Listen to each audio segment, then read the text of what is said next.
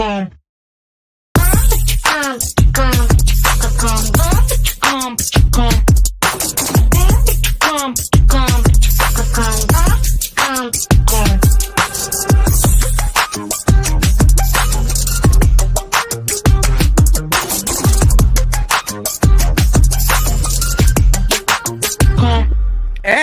welcome to the Ourlads Depth Chart Show. I'm your host, Ryan McKee. I'm joined, as always, by our Duke of Depth Charts, Tucker Moss.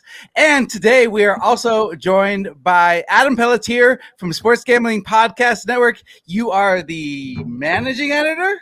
Yeah, still. I mean, as far as I know. Yes. Well, hey, I just wanted to make sure I got your title correct. The managing editor at Sports Gambling Podcast Network does a lot of great stuff and also covers the UFL quite a bit, knows quite a bit about it, right? Oh, yeah, know quite a bit. I mean, it's how I got this whole job started. Ryan and SGPN didn't have anybody who actually knew the teams of the XFL. And I told Ryan in my interview, you have the wrong team name up. So he hired me right after that. He's going to deny that that's why he hired me initially, but it definitely is. I don't remember why I hired you. I just remember that I was impressed by your XFL knowledge when I was running the website over at Sports Gambling Podcast Network. And and then now you've continued following what became the UFL. And we are going to start today's show because we're going to talk about the UFL players that have been signed by NFL teams. We have, I don't know, about 6 so far that have been signed, Tucker? Eight confirmed. Yeah, there's 8. There's a couple that are rumored to have signed, but not official yet. Got it. Now, Tucker, was there some names that really jumped off that we wanted to ask Adam about? Yeah, I wanted to ask about what do you think about? Do you have any opinion on Jake Bates on the Lions? Yeah, that's a spectacular signing by the Lions. Jake Bates came to viral fame earlier this year by kicking a 65-yarder indoors in Detroit there. He was the kicker for the Michigan Panthers. Now he's staying in Detroit, in Michigan. Kid with a big leg. He hit multiple 50-yarders. It was to the point where as soon as they were over midfield, you knew they were going to kick the field goal instead of punt or go for it because Bates was just dialed in. He's got a big leg.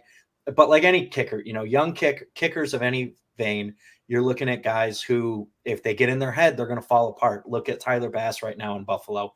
Guy with a big leg. There's no question about the leg strength, but it's all in his head now, and he's got the yips. So with a kicker like Jake Bates, good.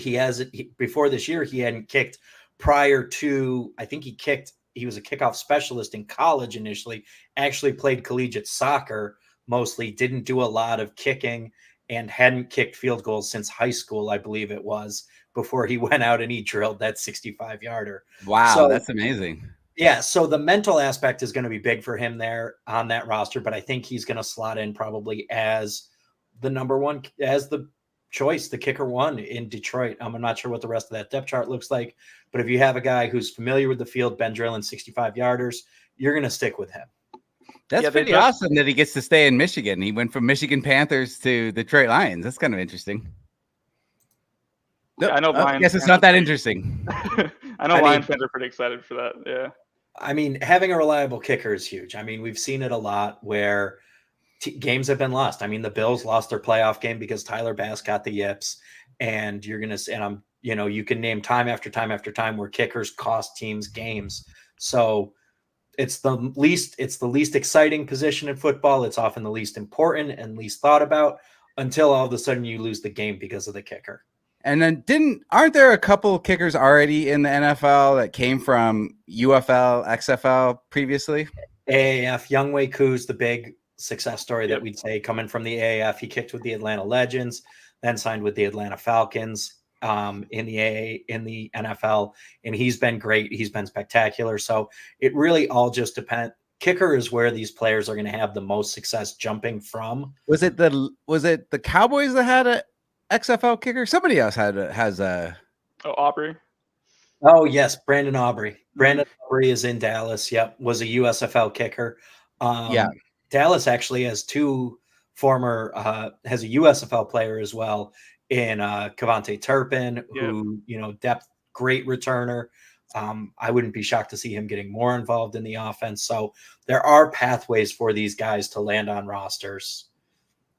That's interesting. Okay, so is there other names, Tucker, that you've been reading about that you wanted to ask Adam about?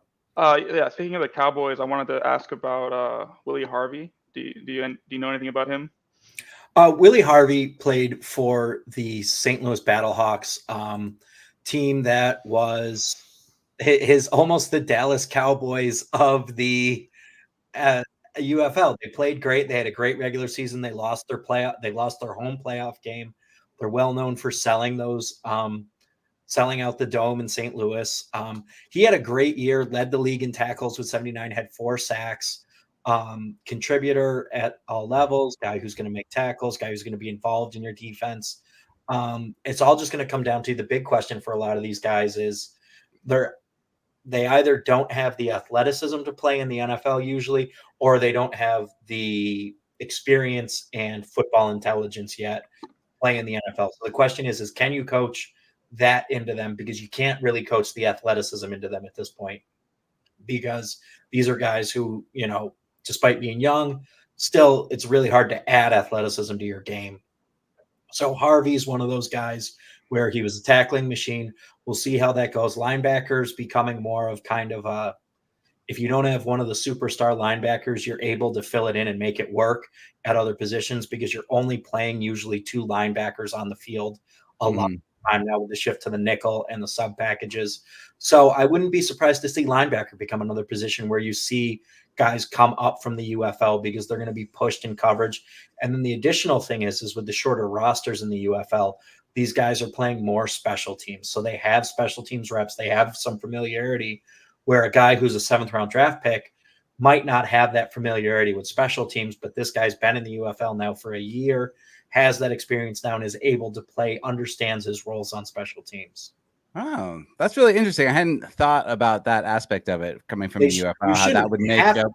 To think about it. Yeah. This is an indictment of every special teams coach in the NFL based on the fact that they say, I want a guy with experience. Your job is to coach guys how to play special teams. If your special teams coach comes to you, and if I'm an NFL GM and a special teams coach says to me, I need a guy with special teams experience, I say, you're right, I do. You're on the unemployment line. I'm hiring a new guy. But unfortunately, they don't think like that, and they waste roster spots on special team only guys, which is just, you're going to get me off on a tangent here. Don't talk to me about special teams only guys. Well, I think you're the ones that brought it. You brought it up, so that's on you. All right. So Will Harvey Jr. We talked about Jake Bates, the kicker for Detroit, coming from the Michigan Panthers. How about some other players like the running backs that have been signed? Ricky Person Jr., Jacob Sailors to the Giants. Anybody there?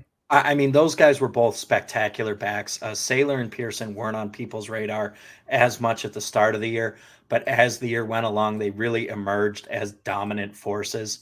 Saylor was the 2nd leading rusher in the UFL behind Adrian Martinez, the quarterback out of Birmingham. Saylor had a spectacular season there. And the same thing, Pearson really emerged as the number 1 option in Birmingham, carrying the ball less. He initially came in as the backup behind CJ Maribel. So both of those guys, looking at a guy like Sailors on the Giants, the Giants depth chart is fluid. I mean, we've seen a lot of guys play in that backfield over the past couple of years. And with just Devin Singletary and Eric Gray, I think there's a real opportunity there for Sailors to do something. He's got familiarity in a pro style system. He's played what they trusted him to keep AJ McCarron upright with his pass pro. So he's clearly no slouch because AJ McCarron isn't exactly the most mobile guy. So I think Sailors is a guy who you could see steal like the 3rd or 4th RB slot for the Giants this year. Got it. What about Pearson? Seattle's kind of loaded on running back, right? They have a lot of undrafted guys, but yeah, they still have a room for a 3rd or 4th. I mean, no one in Seattle really blows me away other than Kenneth Walker. I mean, Zach Charbonnet is kind of meh, so there's no reason that a guy like Ricky Pearson can't come in and have a good year. He's out of NC State. Spent the last 2 years in the UFL, was good, was kind of a non-factor in 2023, really had a big year this year, but he really does shine as a pass catcher. He averaged over 10 yards a reception through the air, or 10 yards per catch in 2024. So he's a guy who can make plays with his legs or in the passing game. And again, that Birmingham offense was a well-oiled machine. He really was a great safety valve and relief option for Adrian Martinez. And really, his rushing statistics probably would have been higher if Adrian Martinez wasn't such a prolific runner in Birmingham. Got it. What are some names that you're surprised haven't been signed yet, or some of the bigger names you expect to end up signing? As far as guys who I'm surprised haven't signed yet, a guy like Devontae Beckett out of San Antonio with the Brahmas. He's been 2 times now one of the top tacklers. He's a smaller linebacker out of Marshall, but he's good in coverage and he's a good solid tackler. He's always around the ball. He makes plays. He's been a guy who's really been pushing for a long time to get his shot in the NFL. And he spent some time with the Lions a couple years ago. And I'm shocked he hasn't ended up back on a roster in the NFL because he's a smart player. He can be a leader in that defensive room, and with the added special teams experience, he's a guy that I really think belongs on an NFL roster. And I think some of these teams that have unclear depth charts at linebacker could do really well to bring in a guy like him. He's getting a little older, which is going to scare some folks away. But if you bring him in, I've talked with him. I know him. He's a great, energetic guy. He's going to bring good energy into your locker room, and he's going to be somebody who's going to make plays and always be around the ball. Okay. His name again? Devontae Beckett. He's a linebacker. Devontae Beckett. Okay. Looking at some of the offensive positions, a guy like Jay Sternberger, tight end from the Stallions, he's going to end up in an NFL camp. That's not even a question. The only reason he hasn't signed yet is because he's waiting for the right opportunity. That he's a guy who's been in the NFL, who's played, been successful, and really emerged as a good receiving option in the UFL and USFL. So I think he's a guy who I'm looking for to make that jump. Also a guy like Jontre Kirkland, also on that Brahmas team, spectacular wide receiver, incredibly dynamic. Last year led the UFL in receiving, got hurt partway through the year, and that really derailed his season. So he's a guy I really think belongs in an NFL camp and on an NFL roster. He has that. Whoops. You lose your spot? Oh, did we lose your audio? 1 second. There you go. There it is. Sorry. He's back. Sorry. I started hearing a sound play and it was a pop-up ad on a tab I had open. No worries. Then I had to find the tab and I was like, oh God, I'm ruining their show. But Jontre Kirkland's a spectacular wide receiver. You're going to bring him in as a depth receiver, as a third or fourth option, but he's able to make plays in all levels of the field. He can win deep. He can win over the middle of the field.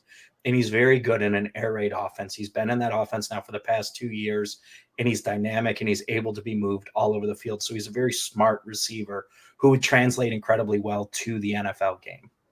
Awesome. Any other names that we're missing, or should we just let you get out of here? I mean, there's plenty of guys. You're going to see a lot of these guys sign. It's hard for them to catch on in camp. With this change in the UFL schedule, with them starting later in the year, they now can't make the OTAs, which makes it difficult. So they're signing after OTAs. They're coming in to training camp. They haven't been in the offseason program. So I think this year we might see a downtick in guys who are signed and then make rosters because they're behind the 8 ball a little bit. As they're looking forward to next year, I think they're going to move that start time up sooner in the season. So that way these players can go to OTAs, get worked out there, get seen there, and then sign and be in the building and in the program through that. Because these are they're players here, incredibly hungry, ready to play, super talented, just fell through the cracks for whatever reason, whether it was the football intelligence, whether it's just fringe athleticism, whether it's injuries for some of these guys. And so seeing them get that opportunity and that chance to shine with some different coaching and some different utilization, I mean, I think there's a logjam of talent in the NFL. There's tons of NFL caliber athletes and players out there. And right now they're not getting shots for this, that, the other reason. And some of the reasons are valid and other reasons really aren't. It just comes down to coaches' preferences. So coaches look at players and might be misusing them in a scheme. When they get to go to the spring, they get a chance to showcase their abilities and capabilities in different schemes, really work to find a coach who's going to nurture those capabilities and grow them. I mean, when you look at players coming out of that Birmingham system, Skip Holtz is really doing a great job of building his players up, and he loves it, and he's coaching his ass off down there. And so I think you're going to see teams like Birmingham really start to deliver players to NFL rosters who have grown and have expanded their professional capabilities. And so I'm just very excited to watch that grow over the next couple of years. Yeah. Well, thank you so much for coming in and enlightening us with the UFL. We don't spend enough time watching to know, so we wanted you to come in as our expert and talk about these players. And I got to give your fiance a huge shout out for putting up with you, not through the NFL season, but also through the UFL season. And so hopefully you're spending extra time with her now that the UFL season is over. A little bit of extra time, but we've got the Arena Football League season still going on. So the season never ends over here. Oh, I forgot. All right. Well, my man, Adam Pelletier from Sports Gambling Podcast Network. Where can people find you? Would you like to plug? At Adam Pelletier on Twitter /X, whatever you want to call it. Check out everything with the Sports Gambling Podcast Network. Check us out at sportsgamblingpodcast.com. Great content, daily picks, daily bets, daily fantasy. We got it all for you. We got podcasts of every variety you could want. And if you're here, you clearly love football. So why haven't you checked out the Arena Football League yet? Great slate of games this weekend. 3 games Saturday night. You can go boom, boom, boom, 6, 7, and 8 o'clock. If you're going to catch one, catch that Billings versus Albany game. One versus 2. Now that the NBA season is over, I'll have to jump into Arena Football League because I'm definitely not going to jump into Major League Baseball. Forget that. Arena Football League. Let's go, guys. Let's go. All games are available on YouTube, so check it out. All right. Thanks so much, Adam. Have a good one. We'll see y'all. All right. Bye. All right, that does it for Adam, and we will be moving on now to our main stories from the week. Dun dun dun! I need audio drops. I'm going to do them myself. All right, so one of the big stories. Trevor Lawrence becomes the highest paid player in the NFL at 5 years for $275 million. They asked Trayvon Walker, the first overall pick, like Trevor Lawrence, the year after the Jaguars took Trevor Lawrence, they took Trayvon Walker. He was taken over the likes of Aiden Hutchinson, Sauce Gardner, Kyle Hamilton, who have already all been Pro Bowls. Sauce, first team All-Pro twice, too. Trayvon Walker, they said, are you motivated by Trevor Lawrence's contract? And he says yes. I don't know, but that's just two stories that are happening around the Jaguars. So we thought we'd jump into the Jaguars, talk about the state of the Jaguars, look at their depth chart, and see what's up with them. All right, Tucker? Sounds good to me. Yeah. Okay, so let me pull up their depth chart. Boom. There we go. All right, so we want to talk about some new faces on the team. We've got Brian Thomas Jr., who is a rookie that they drafted in the first round out of LSU. We also have Mason Smith. He is a defensive tackle that they drafted in the second round. Wanted to highlight him. He's also out of LSU, so interesting that they went LSU in their first 2 rounds. And then we got to talk about Gabe Davis coming from Buffalo as a wide receiver, slotted in there to replace Calvin Ridley, who left for Tennessee. Where would you like to start with new faces, Tucker? Yeah, we can start at receiver. That's probably the biggest, most overhauled room. Really, just Christian Kirk is just the main guy coming back, but behind him, it was pretty open with those guys leaving. So. Gabe Davis coming over. He'll kind of be that, veteran presence. I don't know if he'll have the capability to be like a top end guy, but I think that he's a solid, 2 or 3 option.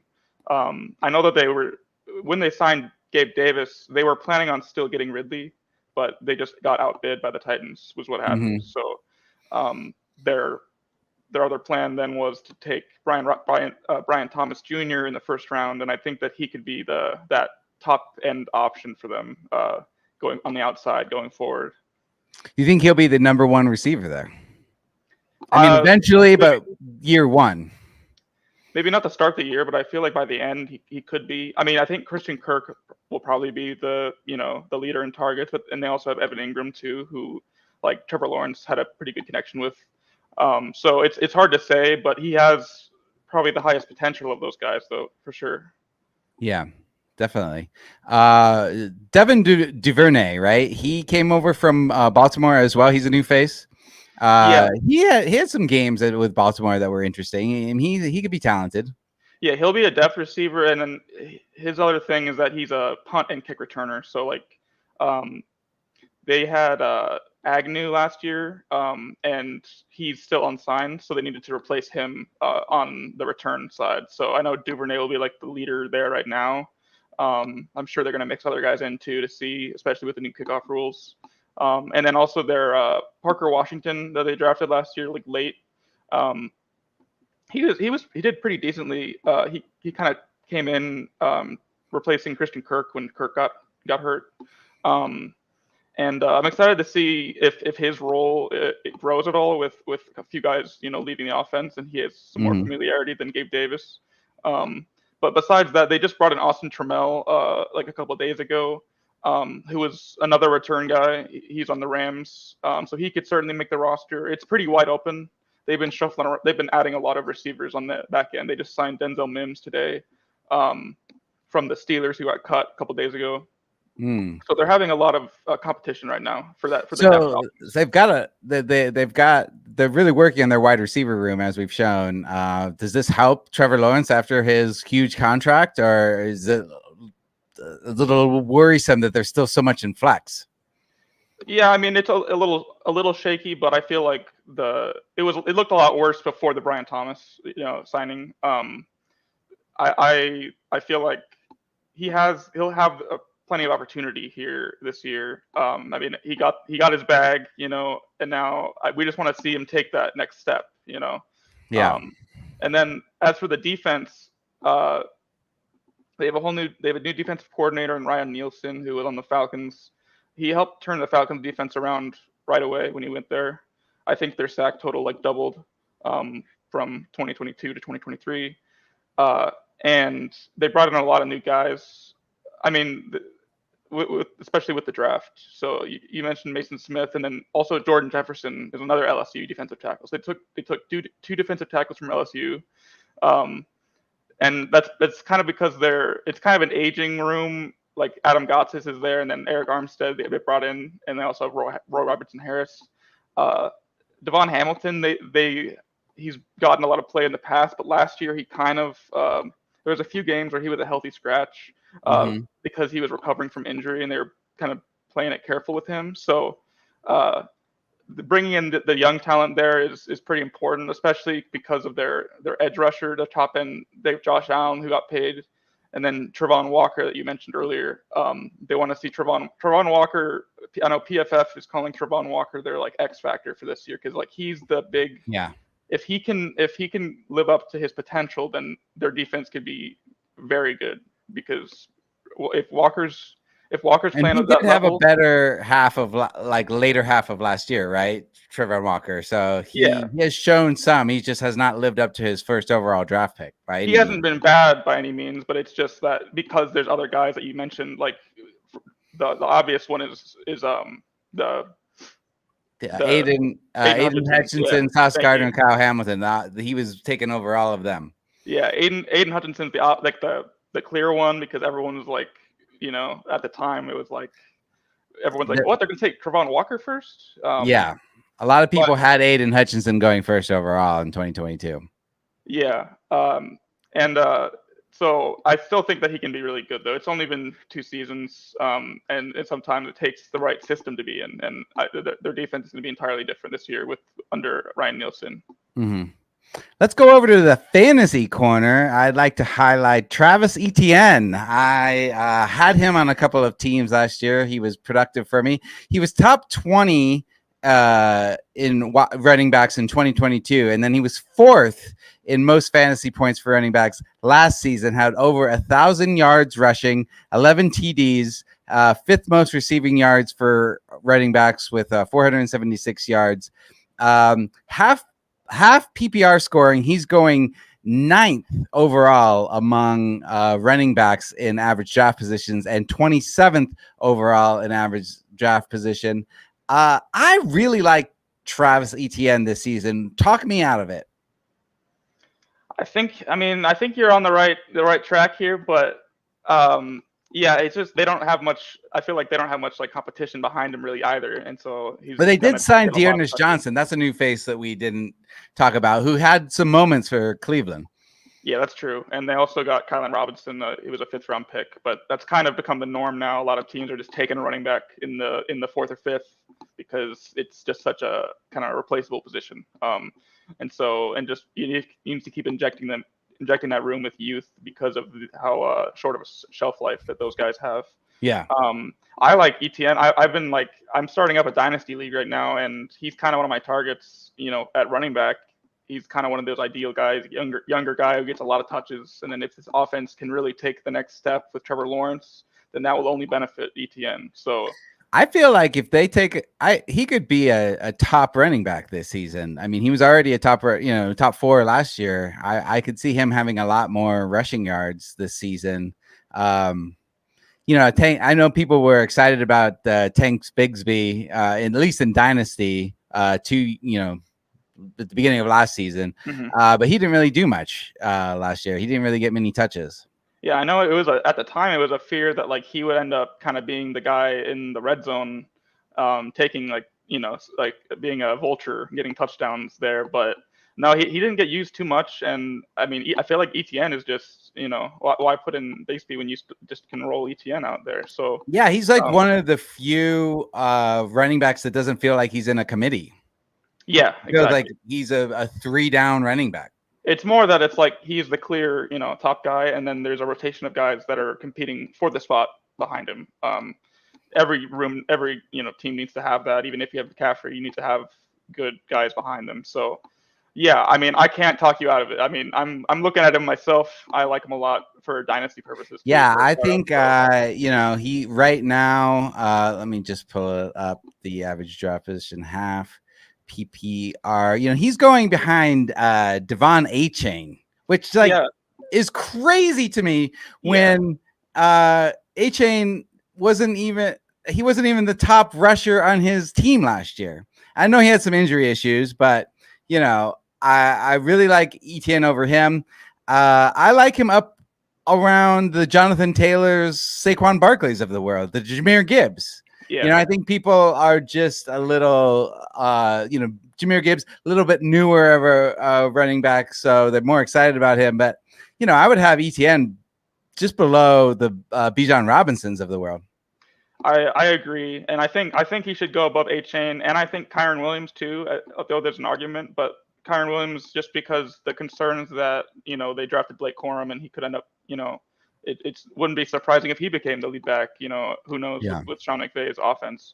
But I feel like putting Etienne in that top tier with those young guys like Bijan and Gibbs, I like that better. I feel like it's kind of just because the Jaguar, it's just not a sexy offense that he's in right now. Compared to the Falcons or the Lions are kind of getting a lot of hype. Obviously the Lions were one of the best last year, and then the Falcons are getting a lot of hype with Cousins, and new offensive coaches. Yeah. So with this Trevor Lawrence contract, I think the Jaguars season will be a disappointment if they do not make the playoffs. Am I right? Yeah. Trevor Lawrence has to make the playoffs this year with that contract. Yeah, I'd say so. It is tough because of how that division is, it's looking a lot better than before. With the Texans, obviously, and then the Colts as well. Anthony Richardson coming back, so it is difficult, but that is what they have to go for. Is they need to be able to compete with those guys and make the playoffs. Yeah, the win total is at 8.5 right now. I like the over. I like the Jaguars this season to bounce back. I like Lawrence as a bounce back candidate for fantasy as well. Agreed. A lot of people are ignoring him because he had a down season last year.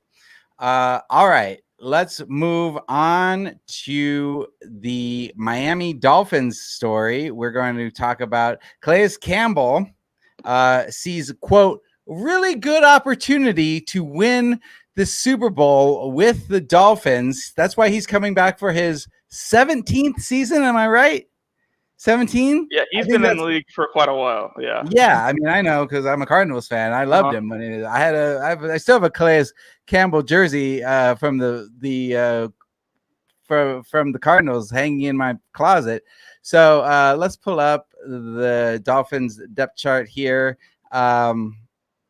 Some new faces that we are going to talk about is Chop Robinson, edge rusher from Penn State. He was drafted in the first round. Jalen Wright, very speedy running back out of Tennessee that people are excited about. So I did want to talk about that running back room for our fantasy corner. Also had Odell Beckham Jr. Signed from Baltimore. So he's slotted in as the third receiver there behind Waddle and Tyreek Hill. First off, do you agree with Calais Campbell? And do they have a really good shot to win the Super Bowl? And what do we think about some of these new faces? I mean, I'd say a really good shot is I don't know if I'd say that for any team. It's really up. Maybe the Chiefs just because of how how good they've been. But I'd say that they definitely are somewhat similar to the Jaguars, but more they want to be able to make a deep push in the playoffs because they kind of just the end of last season was really disappointing after the start they had. Well, I was gonna say I feel like they have to make the Super Bowl for this not to be a disappointing series. I'm not saying they have to win the Super Bowl, but they have to make the Super Bowl. Yeah, I'd say either like the conference championship or Super Bowl is like what, in my opinion, yeah, they have to show that they're like a contender like that. Yes. Like the Lions last year, they went at least they went to the championship game. Could have won that, but yeah, Campbell said the same thing when he came to the Falcons last year too. I mean, it's kind of when you're an older guy, you kind of want to be. I'm sure he's choosing a team that he thinks will be good. I don't think it's a lie, but it's just a really hard thing, and it's not just on one person. For the Falcons, he was great last year. He led them in sacks. I mean, he's still really good. Even he's certainly not in his prime, but he still can play. Like I think he played the most snaps of any edge rusher on the Falcons. Right. But I think I haven't read too much about it, but I imagine on the Dolphins he's going to be more of an interior guy again, like he was in the Cardinals. Mm-hmm. He kind of just depends on which scheme he enters. So I know that he prefers playing on the edge, like that's what he did for the Falcons last year. But I would imagine with how their team is, I have him at defensive end right now. They kind of needed more depth on the interior, especially after they drafted Chop Robinson and Muhammad Kamara, and they also signed Shaq Barrett at edge, which the reason they're so deep there is because of the Jalen Phillips and Bradley Chubb both having torn ACLs last year. So Chubb won't be ready for the start of the season, and Phillips could, but it's in doubt. So it made sense to reinforce that room. It's argued, to the extent that they did, is that worth it? I don't know, but I feel like it was something that was expected that they'd probably take an edge rusher in the first round, and Chop will fit that well. Yeah, and Chop was one of our top 5 prospects at the edge rusher position for our lads coming into the draft, so we really liked him here. So felt like that was a good draft pick.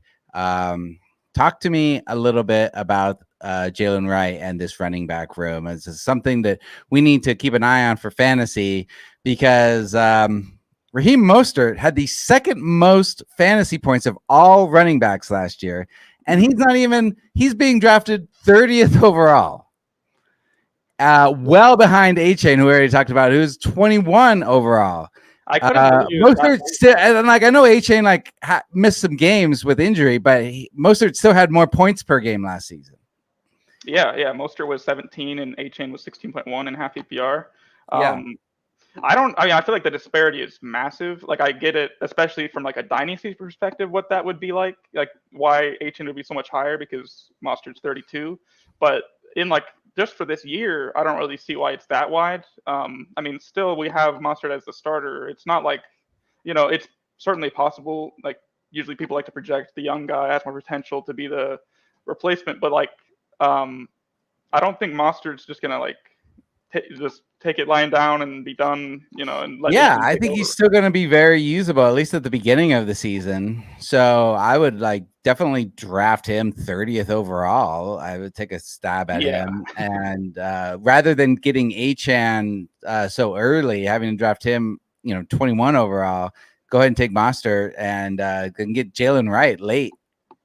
Yeah, I mean, and A-Chain, he's shown so far he's been he's gotten beat up pretty bad. I mean, it could just be unlucky, but I know it seemed like I don't know how durable he is really.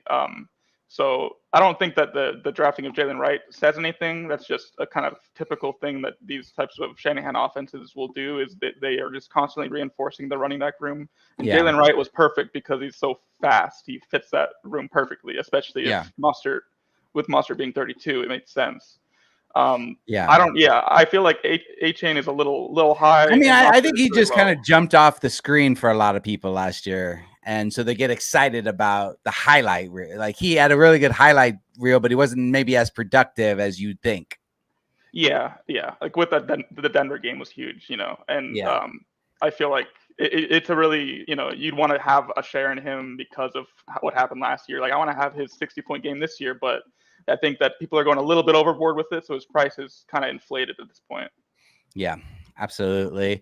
So expectation for this team, we already said Dolphins have to at least make the conference finals, maybe make the Super Bowl for it not to be disappointing. Their win totals at 9.5 this year. A lot of people are down on them coming into the year because of the way they ended last season. But I don't know. I mean, I think that with Tyreek Hill coming in healthy, with Tua proving that he could play a full season healthy, I like this team to go over 9.5 wins. What do you think? I do too. It's kind of just up to the health part. I think like that was one of the big parts that derailed their season, with the Tyreek injury, and then with both their edge rushers losing them was massive. So, and then the O line, Armstead is kind of getting hurt constantly, and so they brought in Patrick Paul, which I like that move, but they kind of didn't do much to reinforce the rest of the offensive line that much. They lost Aaron Brewer, and they are replacing with Connor Williams.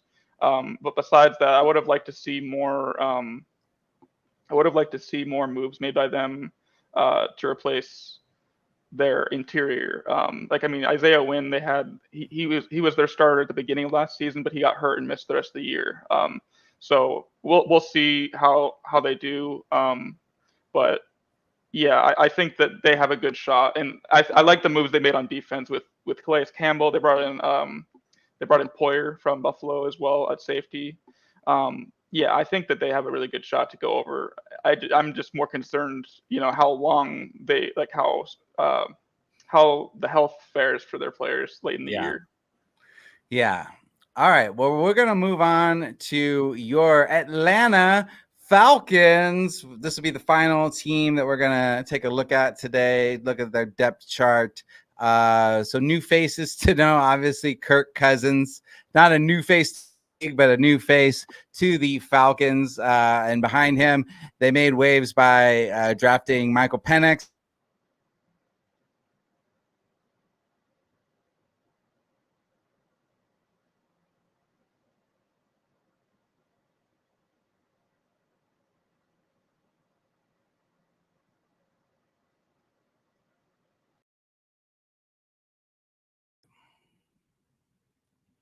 Hello? I think I'm still here, but Tucker, they went out and got Darnell Mooney and Rondell Moore from my Cardinals.